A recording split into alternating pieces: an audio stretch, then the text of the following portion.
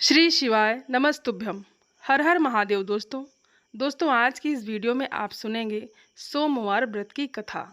एक बार किसी नगर में एक साहूकार था।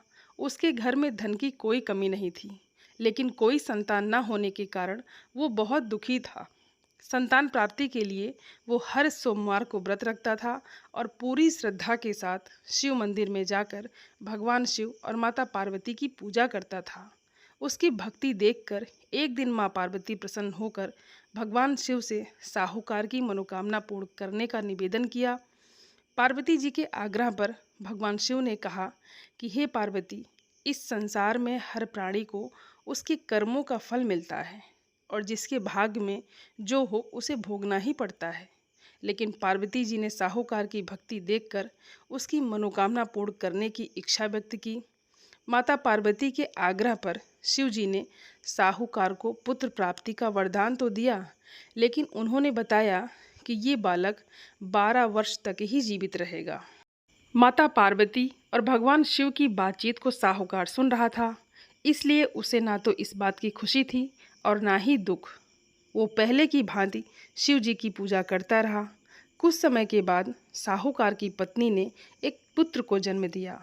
वो बालक जब 11 वर्ष का हुआ तो उसे पढ़ने के लिए काशी भेज दिया गया। साहूकार ने पुत्र के मामा को बुलाकर उसे बहुत सारा धन देते हुए कहा कि तुम इस बालक को काशी विद्या प्राप्ति के लिए ले जाओ। तुम लोग रास्ते में यज्ञ कराते जाना और ब्राह्मणों को भोजन दक्षिणा देते हुए जाना। दोनों मामा भांजे इसी तरह यज्ञ कराते हुए और ब्राह्मणों को दान दक्षिणा देते हुए काशी नगरी निकल पड़े। इस दौरान रात में एक नगर पड़ा, जहां नगर के राजा की कन्या का विवाह था। लेकिन जिस राजकुमार से उसका विवाह होने वाला था वो एक आंख से काना था।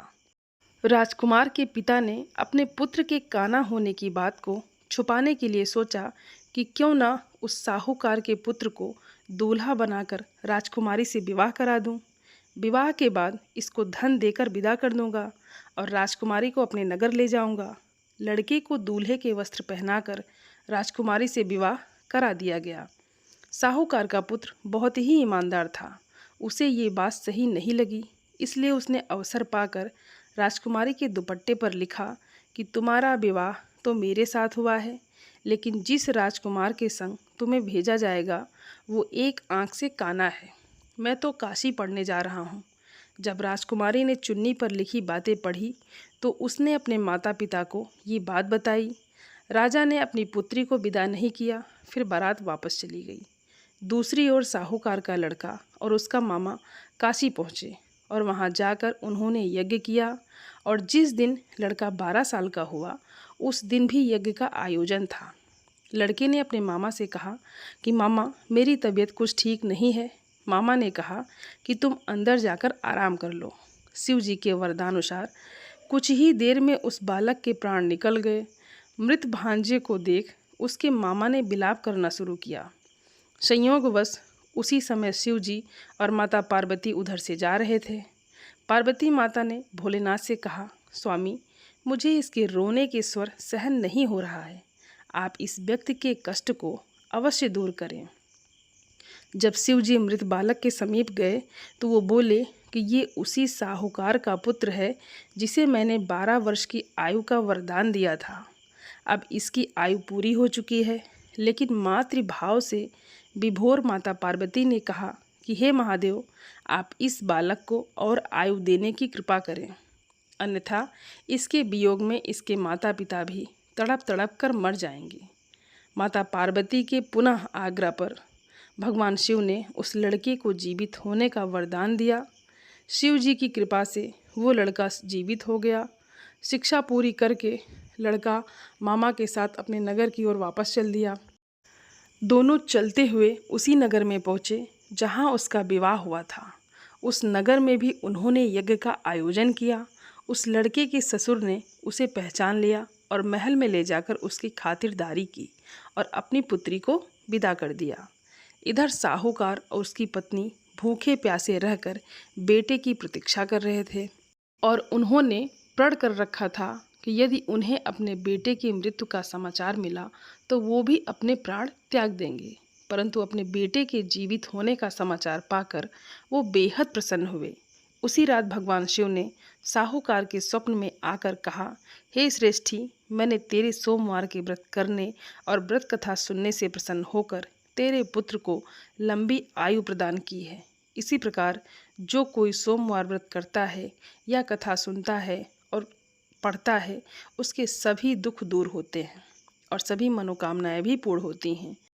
दोस्तों, हिंदू धर्म में भगवान शिव को देवों के देव महादेव कहा गया है। साथ ही उन्हें प्रसन्न करना भी आसान माना जाता है, इसलिए उन्हें भोलेनाथ भी कहा जाता है। लेकिन माता सती और बाद में उनके ही दूसरे रूप माता पार्वती ने भगवान शिव को प्रसन्न करने के लिए कड़ी तपस्या की थी। और आइए जानते हैं कि कैसे माता पार्वती ने भगवान शिव को कड़ी तपस्या से प्रसन्न किया था। माता सती भगवान शिव की पहली पत्नी है। वो प्रजापति दक्ष की पुत्री थी। राजा दक्ष ने अपनी तपस्या से देवी भगवती को प्रसन्न किया, जिसके बाद माता भगवती ने ही सती के रूप में उनके घर में जन्म लिया। देवी भगवती का रूप होने के कारण सती दक्ष की सभी पुत्रियों में सबसे अलौकिक थी। वो बचपन से ही भगवान शिव की भक्ति में लीन रहती थी। सती ने भगवान शिव को अपने पति के रूप में पाने के लिए सच्चे मन से उनकी आराधना की थी। उन्हें इसका फल भी प्राप्त हुआ और उन्हें शिव पति के रूप में प्राप्त भी हुए। लेकिन राजा दक्ष उन्हें अपनी बेटी के लिए एक योग्य वर नहीं मानते थे। पिता दक्ष के विरुद्ध जाकर माता सती ने भगवान शिव से विवाह किया और घृणा के कारण दक्ष ने यज्ञ में भगवान शिव और माता पार्वती को आमंत्रित नहीं किया और साथ ही भगवान शिव का अपमान भी किया, जिस कारण माता सती ने यज्ञ स्थल में अपने प्राणों की आहुति दे दी। माता सती ने अपने शरीर का त्याग करते समय संकल्प किया था कि मैं राजा हिमालय के यहाँ जन्म लेकर शंकर जी की अर्धांगिनी बनूं। दूसरी ओर माता सती के प्राणों की आहुति देने के बाद भगवान शिव सदैव उन्हें स्मरण करते रहते थे। इसके बाद माता सती पर्वतराज हिमालय की पत्नी मेनका के गर्भ में जन्म लिया। पर्वतराज की पुत्री होने के कारण वे पार्वती कहलाई। पार्वती भगवान शिव को पति के रूप में प्राप्त करने के लिए वन में तपस्या करने चली गई और अनेक वर्षों तक कठोर उपवास और घोर तपस्या के बाद भगवान शिव ने उनसे विवाह करना स्वीकार किया। तपस्या के दौरान भगवान शंकर ने पार्वती की परीक्षा लेनी चाहिए। उन्होंने परीक्षा लेने के लिए सप्तऋषियों को पार्वती के पास भेजा। उन्होंने पार्वती के पास जाकर उसे ये समझाने का प्रयास किया कि शिव जी अवघड़, अमंगल, वेशधारी और जटाधारी हैं और वो तुम्हारे लिए उपयुक्त वर नहीं हैं। उनके साथ विवाह करके तुम कभी सुखी नहीं रह सकती। साथ ही माता पार्वती से ध्यान छोड़ने के लिए कहा, लेकिन पार्वती अपने विचारों पर दृढ़ रही। उनकी दृढ़ता को देखकर सप्तऋषि अत्यंत प्रसन्न हुए और उन्हें सफल मनोरथ होने का आशीर्वाद देकर शिव जी के पास लौट आए।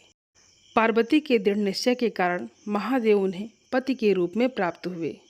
दोस्तों, उम्मीद करती हूँ ये वीडियो आप सभी लोगों को बहुत अच्छी लगी होगी और आप सभी सनातनी भाई बहनों से मेरा विनम्र निवेदन है, मेरे चैनल को सब्सक्राइब ज़रूर कर लें और वीडियो को लाइक और अपने फैमिली फ्रेंड के साथ शेयर ज़रूर करें। आप सभी को हर हर महादेव। धन्यवाद दोस्तों।